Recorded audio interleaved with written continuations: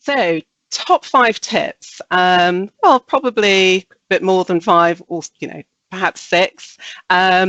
But if we focus on the top 5, to my mind, firstly, dialogue.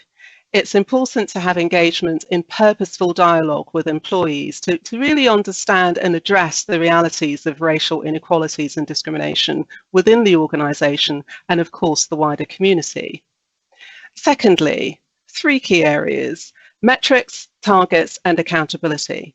That involves data collection, measuring, and benchmarking progress, but more specifically, having systems and processes in place that measure and monitor racial diversity through the career life cycle, from recruitment to promotion, and of course, in between. Thirdly, and it's a double, retention and progression. The attrition levels for BAME lawyers, particularly at the junior to mid-level, is higher than for our non-BAME colleagues. This negatively impacts the BAME talent pipeline into senior roles. In my view, leadership should demonstrate a clear commitment to and investment in BAME talent management, sponsorship and progression as part of their overall business and growth strategy. So the 4th top tip is twofold. And it's organisational culture and inclusive leadership. I believe they're interlinked. The first component of that is a commitment to creating a level playing field in equality of opportunity and progression.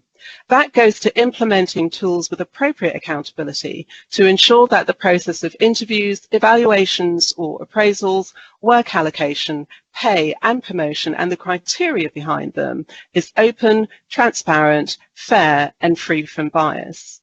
The second component of that is fostering an environment where bias and microaggressions are called out when they arise, and a zero tolerance policy around discriminatory behaviour.